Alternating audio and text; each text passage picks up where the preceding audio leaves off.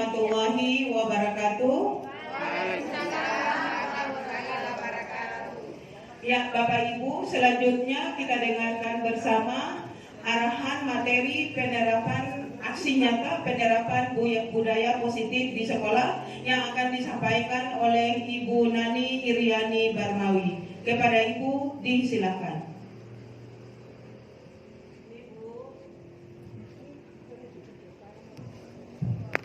Ya, mohon izin ibu-ibu, karena memang yang hadir di sini cuma ibu-ibu.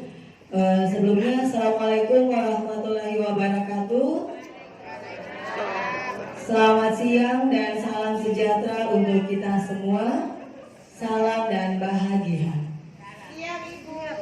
Ya, mohon izin Bapak yang mewakili Kepala Sekolah, saya ucapkan terima kasih atas waktu yang diberikan kepada saya untuk berbagi praktik baik dengan teman-teman di sekolah. Ini merupakan sebuah pengimbasan dari kegiatan kami pada program Guru Penggerak. Saya juga ucapkan terima kasih kepada ibu-ibu semua yang sudah menyempatkan diri hadir di sini untuk mendengarkan penyampaian dari saya tentang budaya positif yang kami dapatkan di program Guru Penggerak. Ya, ibu-ibu sekalian dan Pak Wakasek Kesiswaan, saya mencoba menerapkan budaya positif yang saya pelajari ketika di program pendidikan Guru Penggerak, bahwa kita diharapkan untuk membuat sebuah keyakinan kelas sebelum kita memulai melakukan praktek pembelajaran. Jadi saya mencoba melakukan itu di dalam kesempatan kita siang ini, yaitu mencoba membuat sebuah keyakinan kelas. Jadi ini sebenarnya keyakinan kelas ini kita harus buat berdasarkan kesepakatan antara guru dan siswa kalau kita di dalam kelas. Kalau misalnya yang terjadi saat ini, berarti ini adalah merupakan sebuah kesepakatan antara saya sebagai pemateri hari ini dan dengan ibu-ibu semua, harus menjadi kesepakatan bersama. Jadi ini ada beberapa bahasa-bahasa yang universal yang saya coba angkat menjadi sebuah keyakinan kelas, dan ini adalah salah satu budaya positif yang nanti mungkin setelah kita mendengarkan bersama pemaparan ini, kita akan mencoba membuatnya nanti di kelas kita. Jadi keyakinan kelas yang pertama itu adalah bunyi HP disenyapkan. Jadi kita nanti saat belajar bersama siswa, kita usahakan untuk membuat seperti ini terlebih dahulu. Oke, ini mengenai keyakinan kelas. Jadi saya mencoba untuk menerapkan budaya positif yang saya pelajari di pendidikan Guru Penggerak. Ibu-ibu sekalian, bahwa tujuan kegiatan kita ini adalah bagaimana saya sebagai calon guru penggerak membuat sebuah pengembasan tentang pemahaman budaya positif dan praktik baik terhadap sekolah kita. Ya, jadi ini adalah pengertian dari budaya positif. Seperti yang ibu bapak ketahui bahwa yang namanya budaya berarti kebiasaan, di mana budaya positif itu berarti segala sesuatu yang menjadi kebiasaan yang dilakukan oleh kita, oleh murid-murid kita yang bernilai positif, di mana untuk mencapai perbaikan karakternya. Itu adalah pengertian dari budaya positif. Nah, jadi untuk penerapan budaya positif di sini kami ada 6 konsep utamanya yang akan kami berbagi dengan ibu-ibu semua. Ada disiplin positif dan nilai-nilai kebajikan, kemudian teori motivasi, hukuman dan penghargaan, serta restitusi, keyakinan kelas, kebutuhan dasar manusia, 5 posisi kontrol, dan segitiga restitusi. Karena di sini saya bersama Ibu Rosnani, jadi kami akan berbagi untuk membawakan materi ini. Yang pertama, mari kita lihat sama-sama tentang disiplin positif. Apa yang sebenarnya yang dimaksud dengan disiplin positif? Ibu-ibu, saya punya sebuah film pendek. Saya coba putar dulu. Ini mudah-mudahan suaranya dapat dengar.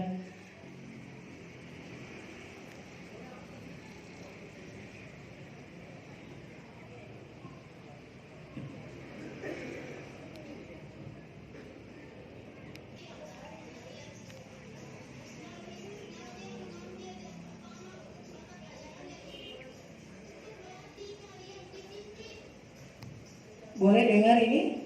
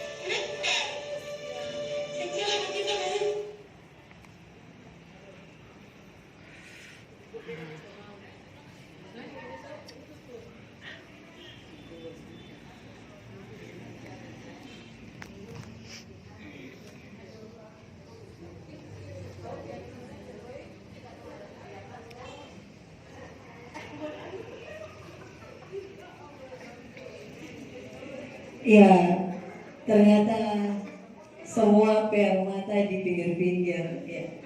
Ibu-ibu, bapak, kira-kira pelajaran berharga apa yang bisa kita ambil dalam tayangan film pendek tersebut? Ada yang mau berkomentar tentang film tadi? Sepertinya akan banyak sekali nih kata-kata mutiara karena air mata sampai meleleh nih. Ibu Him mewakili teman-teman mungkin komentar tentang film yang sepenggal tadi. Ada yang mau berkomentar? Nah, ya, terima kasih Bu Yos.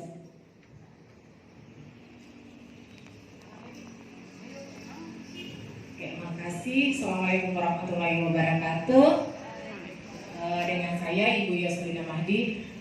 Sekilas tentang film tadi, pembelajarannya kita ambil ternyata sesuatu atau masalah dari anak tadi jangan langsung kita mengklaim atau menuduh yang bukan-bukan. Sebaiknya dari anak tersebut kita adakan pendekatan, atau jika ada masalah seperti itu kita dekati dia, tanya dulu sebaik-baiknya, kita telusuri dulu kira-kira masalahnya seperti apa sehingga dia terlambatnya 1, 2, atau 3. Karena dari awalnya kita tahu siswa tersebut dari awal mungkin dia rajin atau dia kenapa tiba-tiba dia berubah seperti itu, pastilah ada masalah. Nah terus di situ ketika sudah terjadi seperti itu, penyesalan itu akan selalu dari belakang. Oke, terima kasih dari saya. Wassalamualaikum warahmatullahi wabarakatuh. Waalaikumsalam warahmatullahi wabarakatuh. Terima kasih Bu Yoslina atas partisipasinya. Mari kita beri tepuk tangan dulu. Ya, terima kasih. Ya, ibu-ibu, ternyata pelajaran yang diambil dari film tadi kata Ibu Yoslina bahwa yang saya tangkap segala sesuatu perilaku apapun itu pasti ada tujuannya. Semuanya pasti ada tujuan. Ya, mari kita sama-sama melihat apa itu yang dimaksud dengan disiplin. Ternyata bahwa disiplin itu berasal dari bahasa Latin disiplina yang artinya belajar. Belajar bagaimana mengoreksi diri, belajar bagaimana menggali potensi menuju menjadi yang lebih baik, belajar bagaimana membuat sesuatu yang tadinya tidak baik menjadi baik. Itu yang sebenarnya yang dimaksud dengan kata disiplin. Tetapi kita kebanyakan, saya sendiri sebelumnya itu ketika saya mendengar kata disiplin itu yang tertanam dalam pengalaman saya bahwa disiplin itu menyangkut masalah waktu. Disiplin itu menyangkut tidak boleh terlambat. Itu yang tadi yang saya ketahui. Tetapi ketika diberi pemahaman dalam kegiatan kami bahwa ternyata disiplin itu adalah sebuah pembelajaran menuju menjadi yang lebih baik. Jadi segala sesuatu yang kita perbuat itu semua pasti ada tujuannya. Saya yakin dan percaya ibu-ibu ada di sini juga pasti ada tujuan.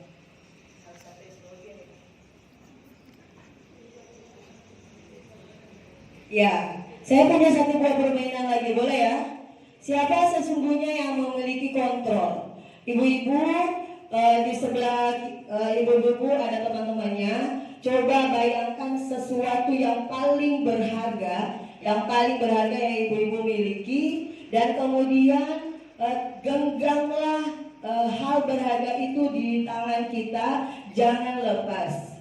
Kemudian temannya yang di sebelah boleh dengan cara apapun silahkan merayu, membujuk, marah atau apalah, bagaimana caranya supaya bisa membuka genggaman tangan yang tadinya kita menyimpan sesuatu yang berharga tadi. Boleh?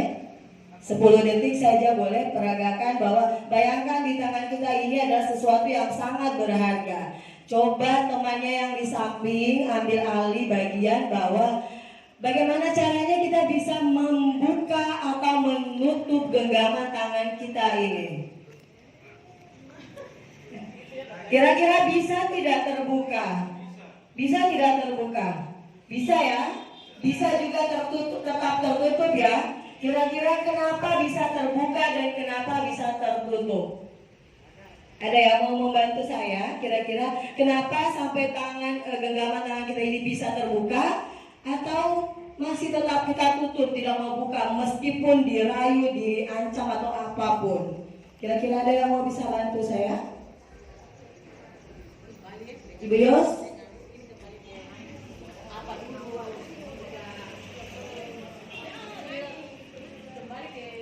Ya, kira-kira kenapa? Kenapa bisa terbuka dan kenapa bisa tertutup? Ya, terima kasih Ibu, silakan. Oke, terima kasih. Assalamualaikum warahmatullahi wabarakatuh. Nama saya Ibu Ralia Asyari. Oke, keadaan tersebut kadang bisa kita lepas menggunakan hati dengan ikhlas. Kadang sesuatu tersebut tidak bisa kita lepas karena sesuatu dan lain hal. Kita bisa terbuka dan tidak bisa kita bagi kepada siapapun, khusus kepada diri kita sendiri. Terima kasih. Ya, baik, terima kasih Ibu Ralia. Jadi memang sangat betul sekali, genggaman tangan kita adalah kita sendiri yang mengontrolnya. Ini adalah fungsi kontrol. Jadi tangan ini bisa terbuka ketika kita menginginkannya untuk membukanya. Tetapi tangan ini akan tetap tertutup ketika kita tidak ingin berbagi dengan siapapun.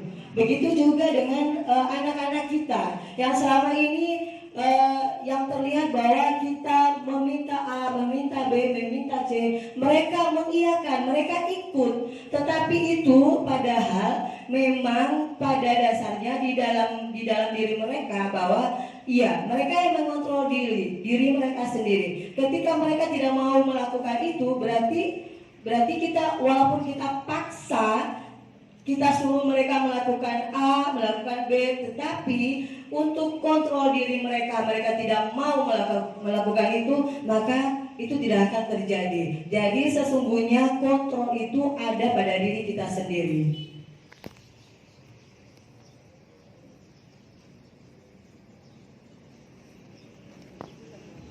Ya, ini ada beberapa perubahan paradigma dari stimulus respon menjadi teori kontrol. Jadi sepanjang yang kita ketahui selama ini bahwa kita mungkin saya juga sebelumnya itu terlalu banyak melakukan hal-hal yang itu merupakan stimulus dan juga respon. Tetapi kalau bisa lebih baik yang kita lakukan itu adalah melakukan apa yang disebut dengan teori kontrol. Karena untuk teori kontrol, kalau kita lihat perbedaan dengan stimulus respon, itu yang menjadi yang sangat baik untuk kita lakukan sebagai seorang guru, sebagai seorang pendidik, itu adalah melakukan apa yang disebut teori kontrol. Kenapa? Karena ibu-ibu boleh dilihat di slide-nya.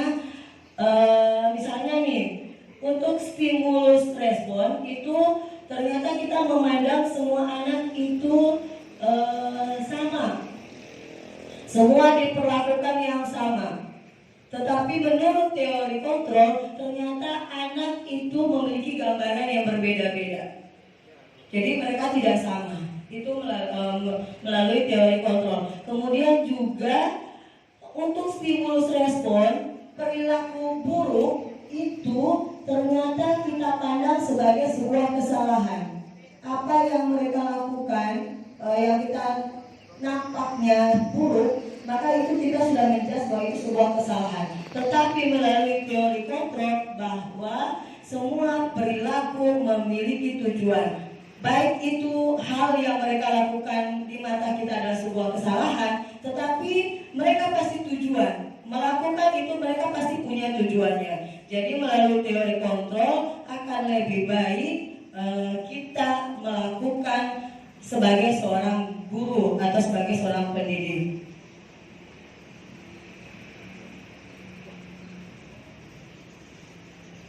Ya, jadi seperti yang di awal tadi bahwa saya mencoba membuat sebuah kesepakatan bersama yang akan nantinya menjadi nilai-nilai yang diyakini bersama, dan ini adalah merupakan nilai-nilai kebajikan universal. Jadi kita mencoba bersama siswa, kita mencoba membuat sebuah keyakinan kelas. Jadi mohon izin Pak Wakasek, jadi nanti mungkin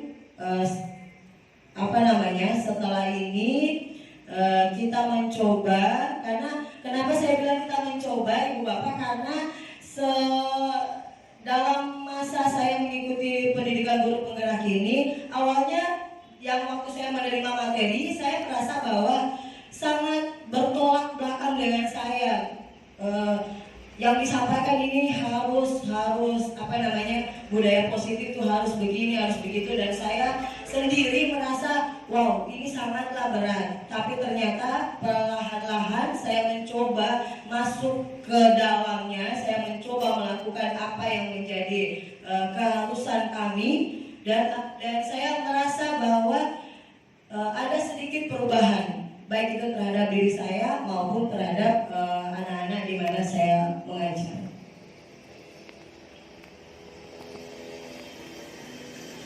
Ya, ada pertanyaan bahwa hukuman dapat mendisiplinkan anak. Pemberian hukuman dengan hal positif seperti membaca atau membersihkan halaman sekolah dapat mendisiplinkan anak. Memberi penghargaan dapat meningkatkan motivasi belajar anak. Apa kita setuju dengan pernyataan-pernyataan ini? Apakah ibu-ibu setuju dengan hukuman itu dapat mendisiplinkan anak? Apakah dengan memberi hukuman hal-hal positif itu dapat membuat anak-anak meningkat disiplinnya? Atau dengan memberi penghargaan, motivasi belajar anak itu akan meningkat? Apakah ibu-ibu setuju? Setuju ya? Setuju. Ya.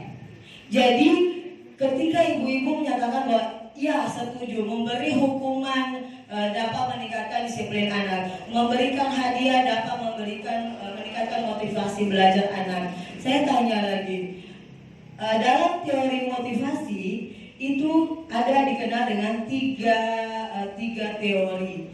Ada yang kita lakukan itu hanya untuk, jadi motivasi kita melakukan sesuatu itu yang pertama, itu hanya untuk menghindari ketidaknyamanan.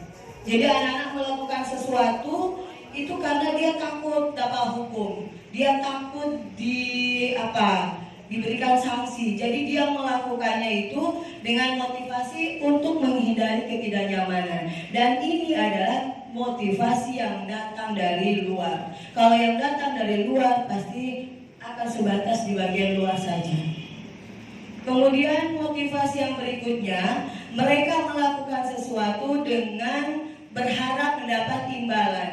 Ketika mereka melakukan ini pasti dapat apa? Itu merupakan motivasi yang datangnya juga dari luar, karena diiming-imingkan sesuatu. Mereka melakukan, iya, mereka melakukannya. Tapi motivasi kenapa mereka melakukannya itu datangnya dari luar. Dan sepanjang yang datang dari luar pasti akan cuma ada di luar.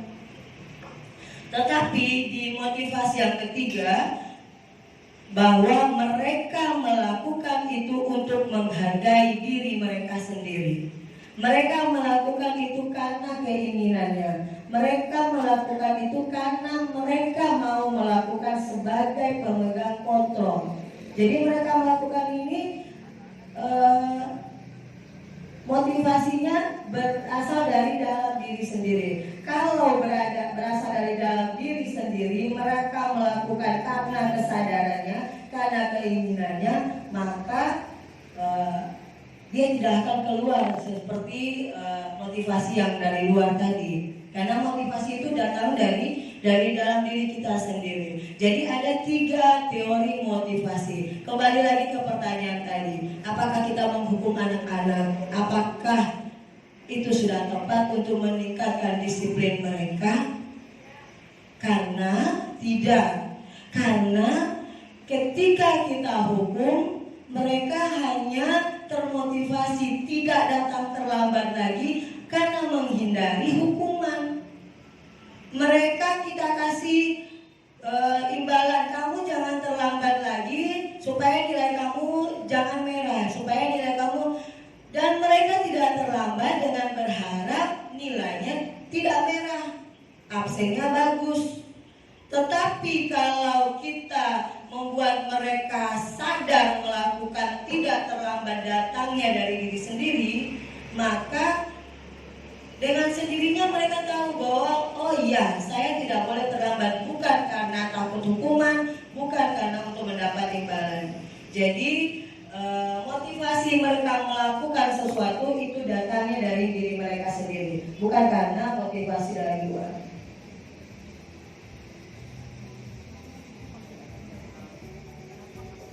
Ya, Ibu Bapak, jadi ketika kita sudah mengetahui ada 3 motivasi siswa kita, bahkan kita sendiri melakukan sesuatu itu ada 3 perilaku murid-murid kita di sekolah ini.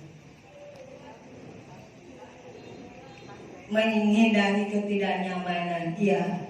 Sepanjang yang saya tahu, yang saya lihat, yang saya rasakan juga iya. Jadi masih sangat banyak murid-murid kita melakukan itu karena mereka tidak mau mendapat hukuman. Mereka hanya mendapatkan motivasi melakukan itu dari luar, bukan karena mereka sadar bahwa mereka tidak bisa melakukan itu.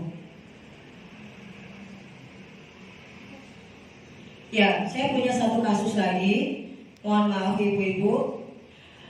Saya bacakan. Iva kurang menguasai pelajaran matematika, sehingga pada saat pelajaran tersebut berlangsung, dia lebih banyak berdiam diri atau menggambar di buku pelajarannya.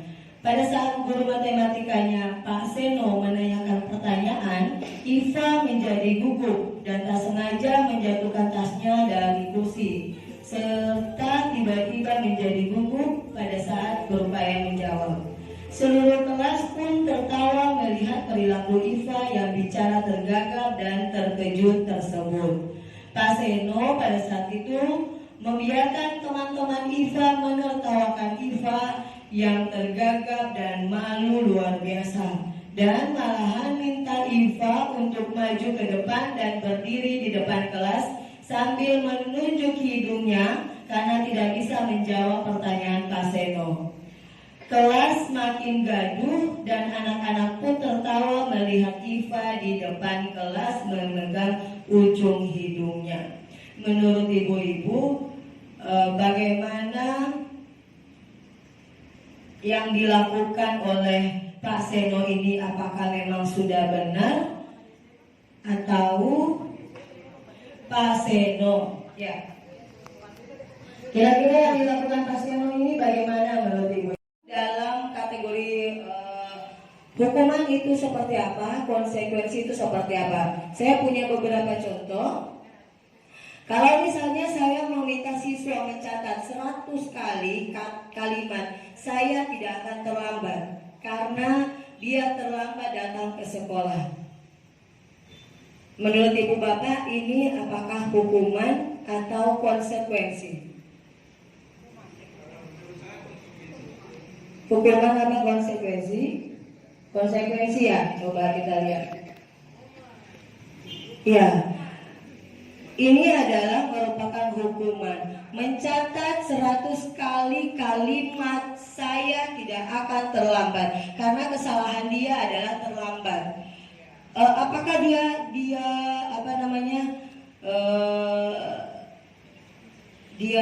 karena dia terlambat datang ke sekolah, hukumannya dia disuruh mencatat. Apakah itu dia seimbang dengan kesalahannya dia buat? Tidak, dia ini datangnya terlambat. Kalau cuma disuruh mencatat, berarti itu tidak akan membayar keterlambatannya tadi. Jadi ini adalah merupakan sebuah hukuman. Yang berikut, lari keliling lapangan basket 2 kali karena konsekuensi. Tetapi pada konsep budaya positif, kita diperkenalkan dengan sebuah cara yaitu restitusi, di mana proses restitusi itu menciptakan kondisi bagi murid untuk memperbaiki kesalahan mereka. Jadi kita tidak memberikan hukuman yang tidak sesuai dengan kesalahannya atau memberikan konsekuensi, tetapi kita membuat sebuah proses sehingga yang bersangkutan murid menyadari kesalahan mereka dan mereka memperbaiki untuk dapat mereka bisa kembali pada kelompok mereka.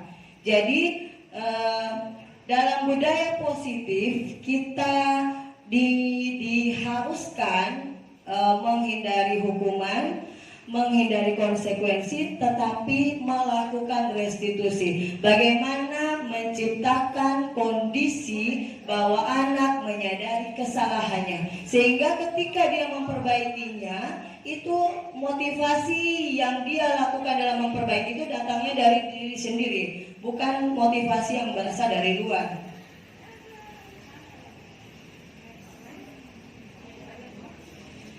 Ya, ini adalah 9 ciri-ciri restitusi.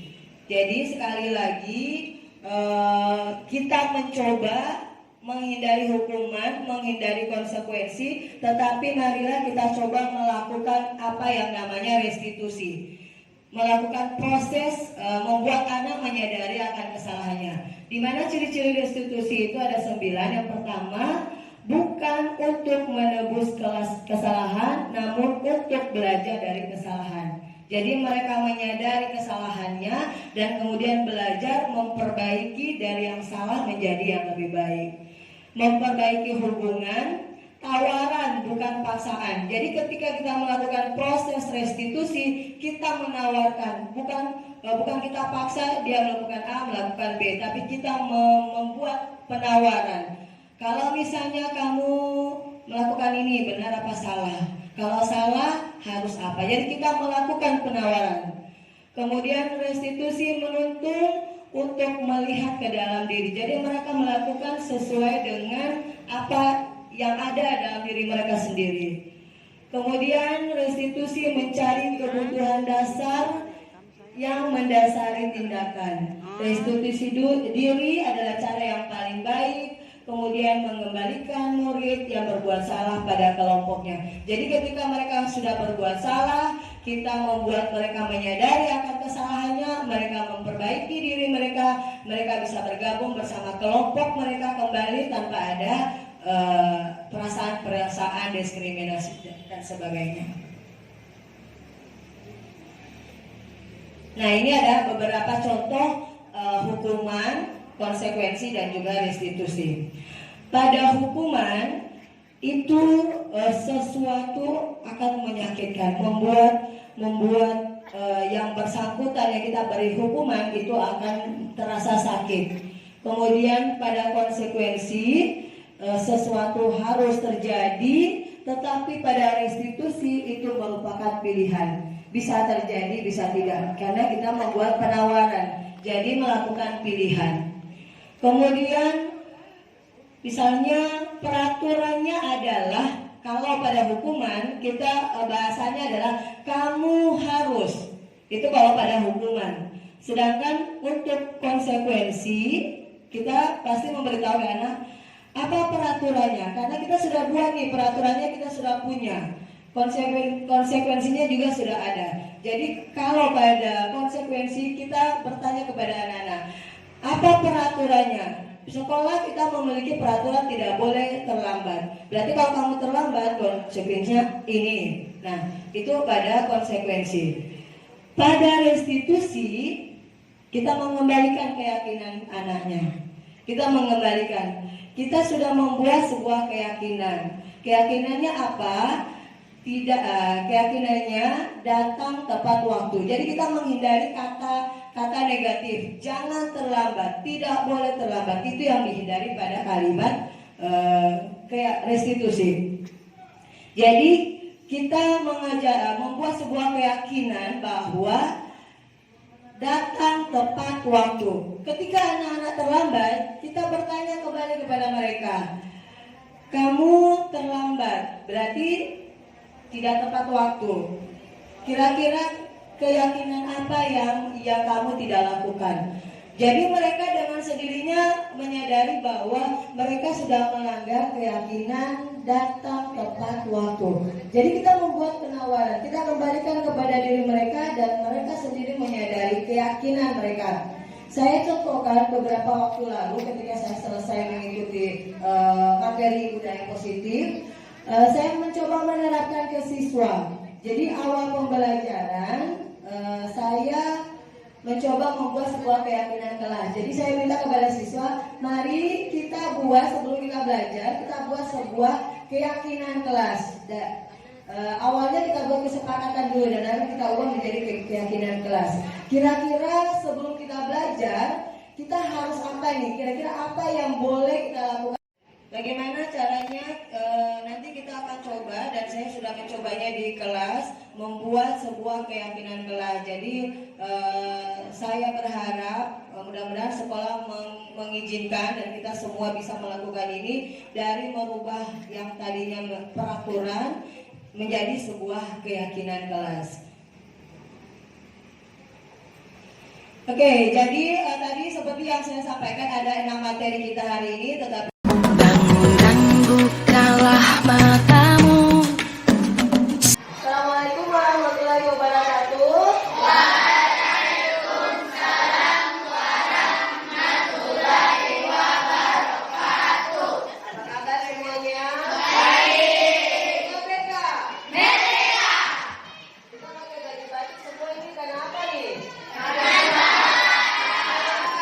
Hari Pahlawan. Jadi salah satu cara kita menghormati, menghargai jasa-jasa pahlawan adalah merayakan hari di mana mereka semua duduk sebagai pahlawan Indonesia. Jadi kali ini adalah Hari Pahlawan Nasional ya. Oke. Jadi sebelum kita mulai pelajaran kita hari ini, seperti biasa, jangan lupa kita berdoa semoga nanti apa yang kita pelajari hari ini benar-benar dapat kita pelajari, dapat benar-benar masuk ke dalam pikiran kita. Kira-kira ada yang mau bantu saya di berdoa? ya.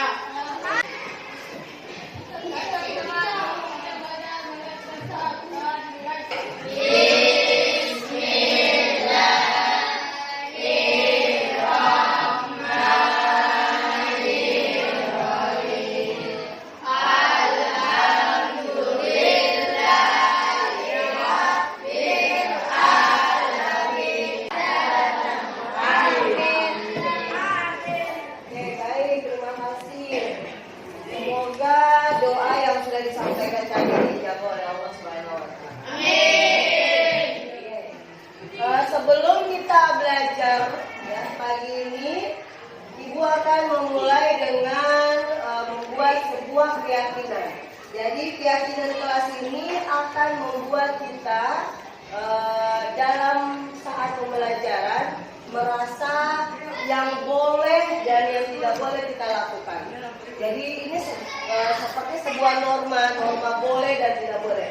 Sebuah kesepakatan yang boleh kita lakukan di dalam kelas dan yang tidak boleh kita lakukan di dalam kelas. Dan ini akan menjadi keyakinan kita bersama atas dasar apa yang kita minta, apa yang kita buat akan menjadi sebuah keyakinan dan akan kita laksanakan bersama, baik siswa maupun guru, baik kamu ataupun saya, kita akan melaksanakan apa yang sudah menjadi keyakinan kita ini. Boleh kita buat keyakinan kelas? Boleh. Oke, kalau gitu saya akan bagikan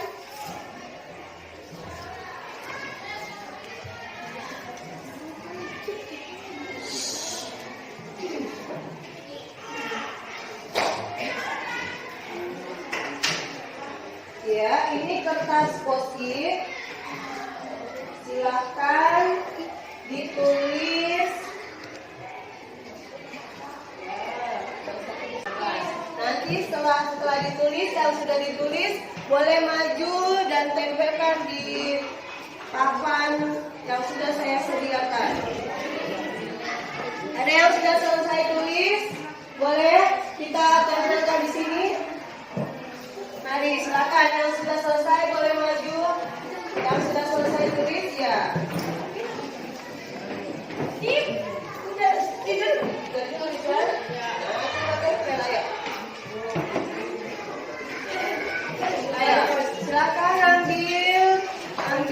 waktunya lalu tempel.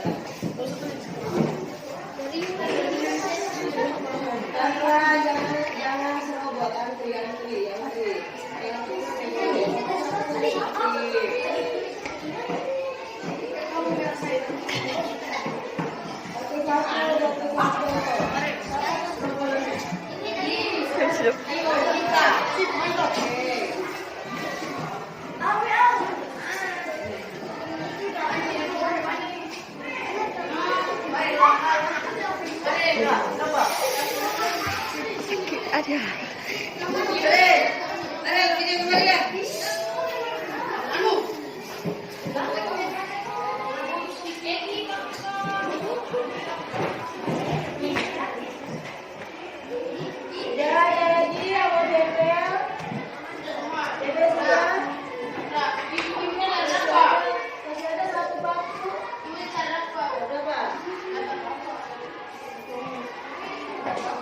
Oke, semua sudah ya? Baik, terima kasih. Jadi nanti keyakinan kelas ini akan selalu Ibu simpan dan ini akan menjadi sebuah rujukan ketika kita belajar.